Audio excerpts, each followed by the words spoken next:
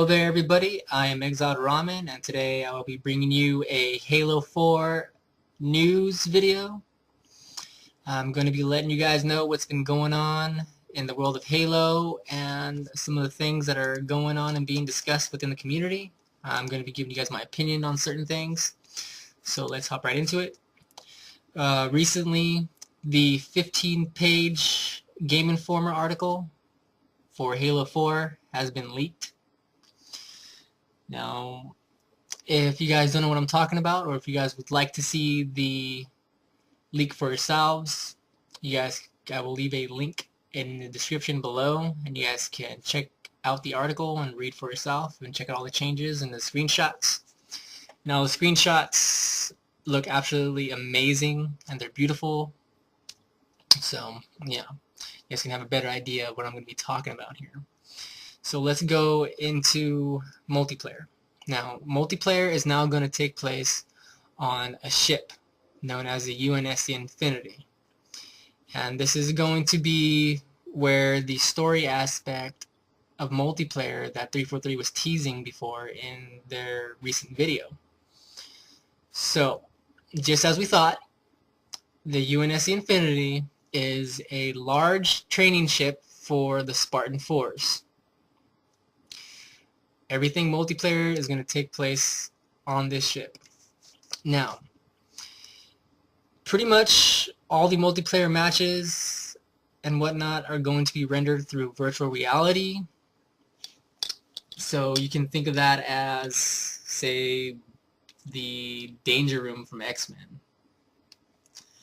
Okay, so let's go into some of the changes that are going to be in multiplayer. So now the weapons that are going to be making a return are going to be the assault rifle, the battle rifle, which we all knew about, the DMR, Covenant carbine, shotgun, rocket launcher, sniper rifle, magnum, plasma pistol. Now they also mentioned a gun that we haven't heard about before, and it is called the assault carbine. Now I'm not sure if this is going to be a replacement for the plasma rifle, or if it's just a carbine that fires fully automatic. It sounds cool, so I guess we'll have to wait and see. Okay, so moving on here. The controversial gameplay element from Halo Reach, known as armor abilities, are making a return. Okay, so now the armor ability from Reach, known as Sprint, is now going to be a ability that every single Spartan has. Okay, now this has some of the community worried, as you know, it has a potential to disrupt the flow of certain maps and can be quite annoying in certain cases. You know, I mean, me personally, I didn't mind Sprint too much in Reach. It was the only armor ability that I really used. You know, but I think that Sprint was a problem in Reach mostly due to the game mechanics built around it. You know, as you weren't able to jump high, you moved much slower than you did from previous Halos. I think that's what made Sprint a problem. And I'm actually worried that in order for them to put Sprint in Halo 4, they decrease the movement speed of your Spartan, which has a problem to get in the way of things like strafing, something that's important to me in my eyes for Halo. Okay, so now with Sprint being a universal ability that everybody has, there are some other returning armor abilities, and those are the hologram, jetpack, invincibility, and also a new armor ability known as Forerunner Vision. Okay, so Forerunner Vision allows players to see through walls. Sounds very strange, right? So now their reasoning behind this that they mentioned is that they think that it will actually discourage camping Like if you think somebody is camping on a corner, we can turn on your foreign vision and you can check that corner before you go around it and get the jump on the guy. Now, the first thing that I thought about when I heard about this is this could actually benefit campers. Like let's say I'm camping in a corner and I'm waiting for somebody to come around that corner. Well, now I can look through the wall to see exactly when they are coming. So I can be able to time a nade to bank off a wall and hit them and get the jump on them. I think it has the potential to be something very cheap. And I think it's something that can really turn on their design choice. Well, their original design choice. It pretty much sounds like it has the potential to backfire, in my opinion. Okay. So now, as far as your actual Spartan goes, when you play through multiplayer matches, you are now going to earn things called Spartan points. Sounds familiar. Okay, and with these Spartan points, you will spend to buy armor upgrades, armor abilities, and also primary and secondary weapons. Okay, now a change in Halo 4 is now you will be able to make your own custom loadout, and you will be able to choose your primary weapon, your secondary weapon, your grenade type, and your armor ability. Everything is going to be bought, of course, with Spartan points. Now, this causes a problem in my eyes as to certain balances and having people on a level playing field. Halo has always been about players being on a level playing field. From Halo 1 all the way till 3. I start off a match and I have an assault rifle and a pistol. Everybody else in the match starts off with an assault rifle and a pistol. Now this creates a problem as, okay, let's say I'm a new player and I just got done getting Halo 4 and I'm hopping in the multiplayer. The only thing I have is sprint, assault rifle, pistol. Meanwhile, other players who have invested more time in the game have, battle rifle and sticky grenades and jetpacks or holograms or whatever. They automatically they start out with, yes, it's a slight advantage, but it's still an advantage. And it just doesn't seem very Halo in a way. That's been one of the core mechanics of every online Halo multiplayer game. So everybody starts up the same. And it's up to you and your individual player skill to go around the map and get the, different weapons. Like, go and get a battle rifle, or go and get a sniper, and stuff like that, or power weapons. Which leads me into my next change. The power weapons are now going to be spawned randomly around the map. Okay, I don't know if they're going to do like weapon drops, like from Firefight, because I think actually that'd be pretty cool. But the problem is that they're going to be random. Now, this creates a problem, and a lot of people in the community are complaining about this aspect, and really it does cause some concern. You have a team of players who are very good with map control, and you have somebody who can barely aim, barely started the game, and isn't too skilled, are going to be walking on the map, and then, oh look, rockets spawn right at my feet. And it's very random. It creates a random aspect to the game that could be a problem.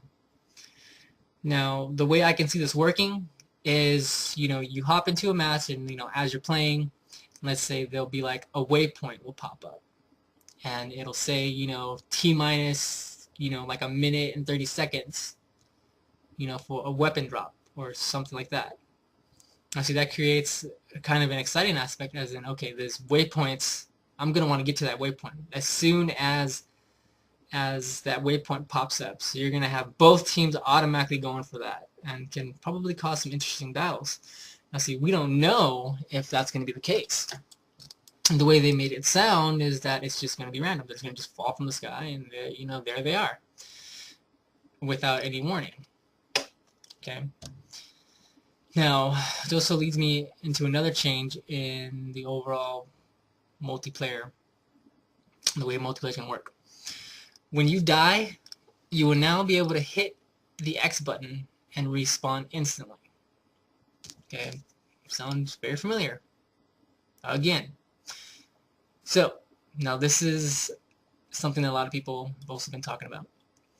Okay, now, the way that I see this being a problem, as well as other people in the community see this as a problem, is, okay, let's say I have a one-on-one battle rifle battle with somebody else.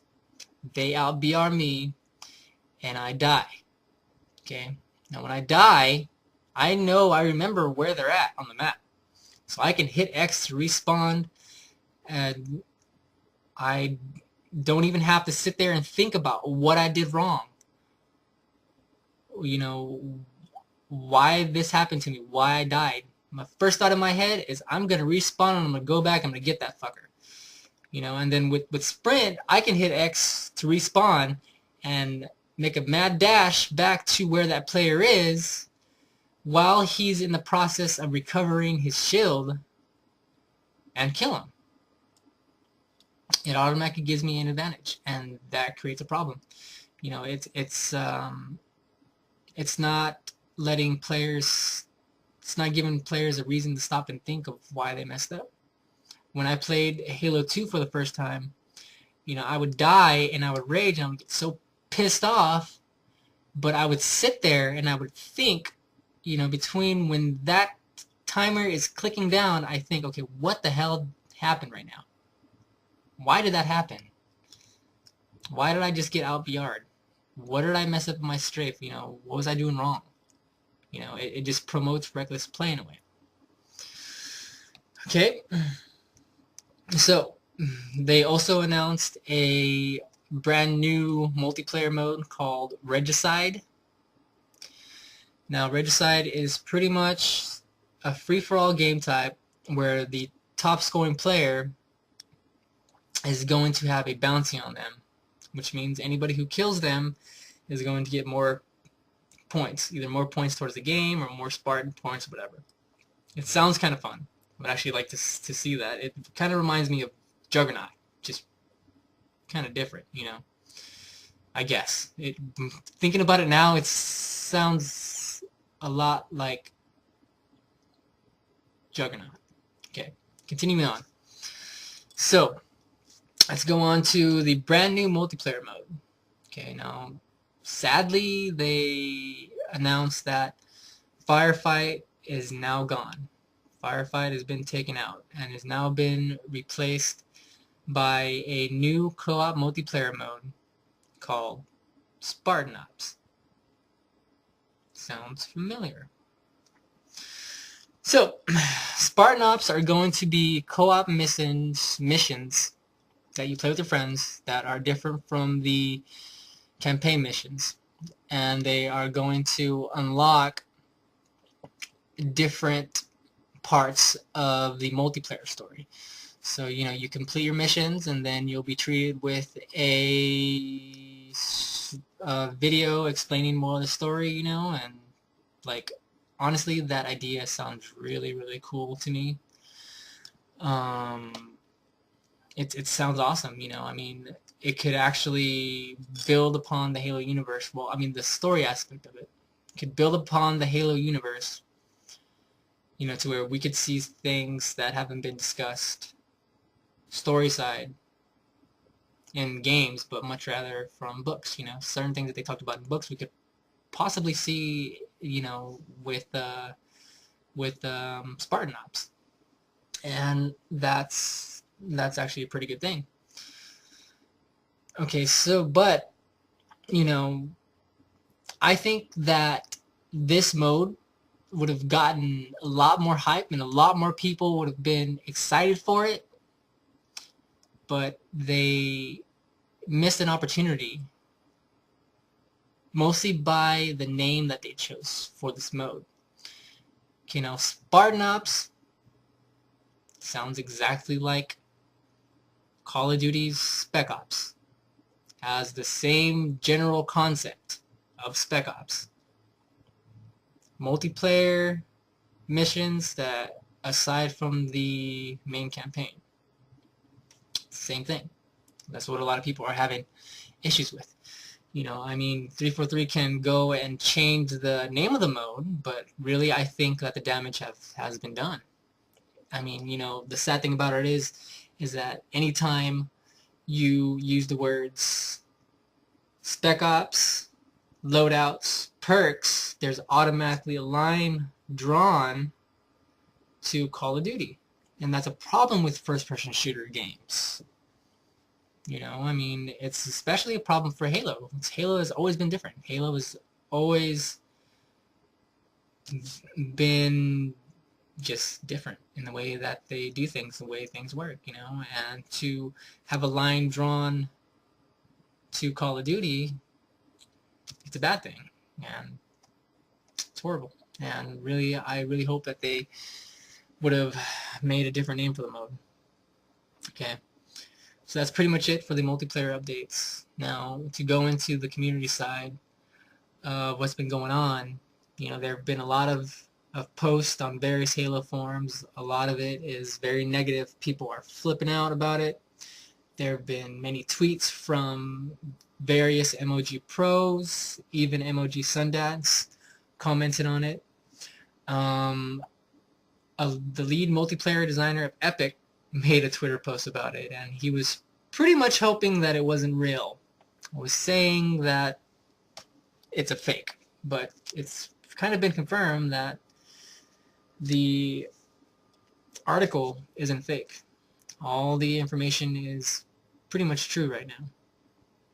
Okay, now, Frank O'Connor of 343 has been on NeoGAF, and he's been trying to calm everybody down, you know, and trying to keep everybody with level heads. The thing about it is he's saying basically for the community to wait until 343 releases their podcast explaining everything in more detail. Now the thing is that we are not going to get that podcast probably until next week. You know, so we're all going to have to sit on this and wait. You know, and you know, in my opinion, of all this stuff that's been going on, I believe that a podcast just, you know, at this point may not be enough. You know, I think that they are going to have to show us instead of telling us. You know, at this point, I am going to be worried until I actually see, you know, maybe like a full team player match, you know, to where I can sit there and look at the subtle changes in jump height or player movement, stuff like that. You know, these are little tiny things that actually make a big difference in Halo. You know, the rate at which you're able to move back and forth and strafe makes a difference. How high you can jump makes a difference. And I think that's something that needs to be done for the community to be at ease at this point. Okay, now I'm going to give you some of my personal opinions on what I want for Halo 4. You know, like, I don't mind, you know, some of these changes, even though they seem very similar to Call of Duty. I play Call of Duty. I enjoy it, you know, but I enjoy Halo more. Halo, I grew up with Halo since Halo 1, and I just want that core Halo to be there. And to me, some people might think differently. But to me, personally, Halo has always been about everybody being on a level playing field, and the people who shine are the people with more skill. And to me, skill is situational awareness, strafing, and aiming skills. These to me are three things that make up skill in Halo. They could be different for some of you guys. That's totally fine. But to me, that's what I think about when I think about skill in Halo. Okay. As long as that's there, you know, then I don't care if you have a jetpack. I don't care if you have a hologram. I don't care if you can see through walls. If I'm a better player, then I can outplay you. I can get my nades where I want them to. I can outstrafe you. None of that stuff really matters as long as that core mechanic is there, in my opinion. And that's what I want to see. That's what I really, really, really want to see. And in Reach, for me, it wasn't there. I played Reach a lot, yes, but I kind of gave up and I went to Call of Duty. Hate to admit it, that's what I did. I still play Halo 3 every now and then, you know, but I'm wanting something new. Okay, so now something else that I think that needs to be done with Halo 4 is there needs to be a ranking system, a skill-based ranking system, like 1 to 50, or maybe different symbols, you know? I mean, players out there are still wanting to see where they stack up against the rest of the community. You know, I mean, you know, just for bragging rights, you know. I want to go to my friends and be like, "Hey, dude, you know, I'm a 45 in Lone Wolves. What are you?" You know, I'm wanting to brag about my rank and how hard I worked to get there. You know, I mean, I think that needs to be there, or else they're gonna continue to lose players.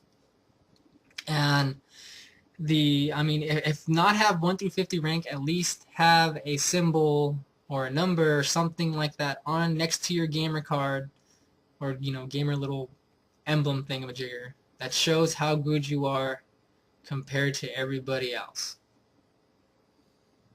I mean, it makes the game fun. It brings replayability to the game. You know, you're wanting to sit there and constantly get a higher number or get a pretty shinier emblem so you can show it off. You know, I mean, if they do it with just the amount of Spartan points that you have or that you've made over the course of your career, then it's just going to be the same thing as Reach, where it doesn't matter. You know, I can go on Reach and, you know, play, you know, an Eclipse or an Inheritor or Forerunner or something like that, and I can just be like, okay, well, what the hell does that mean? It just means that you've been playing longer than me. You did more challenges than me, you know? I'm like, that's cool. That's totally fine. You know, but to me, as far as skill range goes, that doesn't mean a damn thing to me. You know, whereas you went into Halo 2 or 3, you saw a 50 or, you know, a 40 or whatever like that, you were like, holy shit, this guy's good. I have to be worried. You know, or, you know, there was a level of, okay, you know basically how good this person is.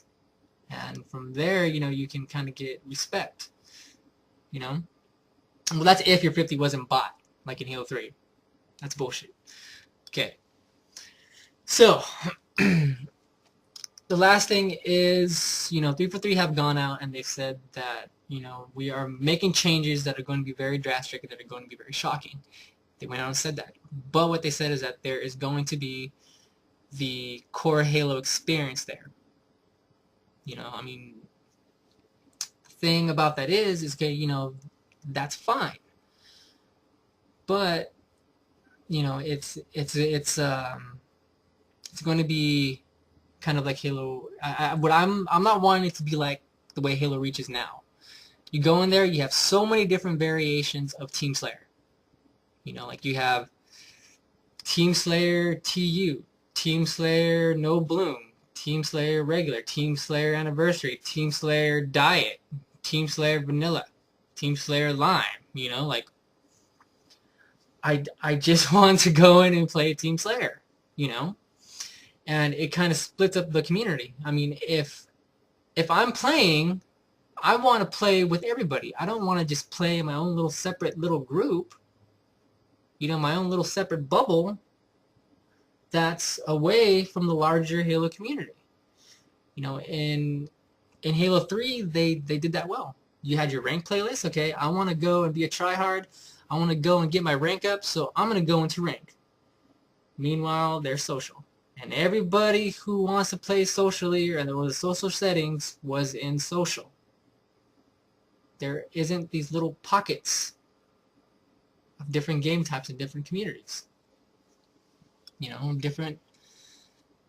just different things, you know. It just made you feel like everybody was basically together. Okay.